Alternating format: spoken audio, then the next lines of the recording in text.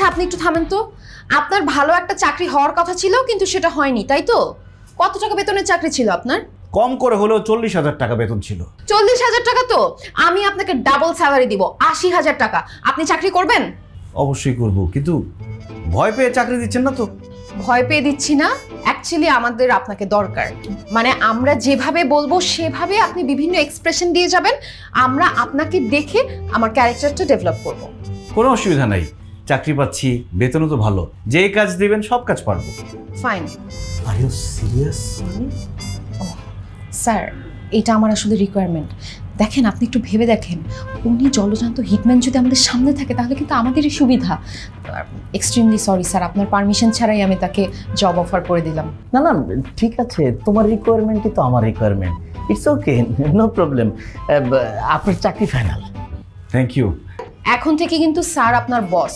জি অবশ্যই বস। তাহলে আমি কবে থেকে জয়েন করব? আজকে থেকেই। সোহানি, অফিসের সবাইকে জানিয়ে দাও যে রিয়েল হিটম্যান আমাদের অফিসে আজকে থেকে জয়েন করছে। আর আমি যাই একটু সিকিউরিটি দুজনের খোঁজ নিয়ে আসি। সমস্যা নেই বস, মাপ মতো পাঁচ মেরেছি, বড় জোর অজ্ঞান হবে। রাকিব সাহেব, এখন থেকে কিন্তু এগুলো করলে চলবে না। আপনি একজন সেলিব্রিটি, আপনাকে তো আপনার ইমেজ মেনটেন করতে হবে। আমি আপনাকে আপনার অফিস দেখিয়ে দিচ্ছি। স্যার আমি আসি। আসুন। আসসালামু আলাইকুম।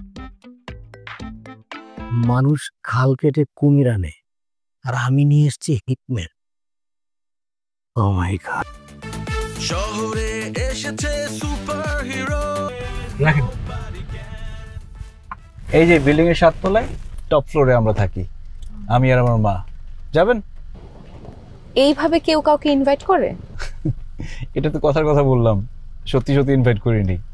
আমার মাকে না বলে যদি আপনাকে নিয়ে যাই, মা কি ভাববে? তবে আমার চাকরির প্রথম যেদিন বেতন পাবো সেই টাকা দিয়ে আপনাকে বাসায় দাওয়াত করে খাওয়াবো। বাহ, অপেক্ষায় থাকলাম। সবাইকে তখন বড় গলায় বলতে পারবো হিটম্যানের বাসায় দাওয়াত খেয়ে আসে। এখন মানুষ তো ভিড় করবেই, আপনি সেলিব্রিটি হয়ে গেছেন। তাছাড়া এত সহজে মানুষের সামনে ধরা দেওয়া যাবে না, কারণ হিটম্যান হচ্ছে সবার স্বপ্নের ক্যারেক্টার। আপনি যদি নেগেটিভ কোনো কিছু করে ফেলেন, উল্টাপাল্টা কোনো কিছু করেন, তাহলে কিন্তু হিটম্যান ক্যারেক্টারের উপর নেগেটিভ ইম্প্যাক্ট পড়বে। উল্টাপাল্টা কোনো কিছুই করবো না, শুধু মাস্ক কেন, দরকার হলে মাঙ্কি ক্যাপ পরে থাকবো। আরো যদি দরকার হয়, করোনার সময় মানুষ পিপিই পরতো না, সেটা পরে থাকবো।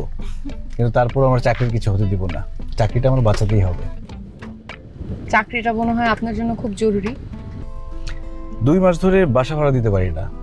আমার মা একটা স্কুলে চাকরি করে, সেই টাকা দিয়ে ঠিকমতো সংসারই চলে না, আর বাসা ভাড়া দিব কিভাবে? এত বড় একটা ছেলে, মায়ের ইনকামে চলি, এর থেকে কষ্টের কি হতে পারে বলেন?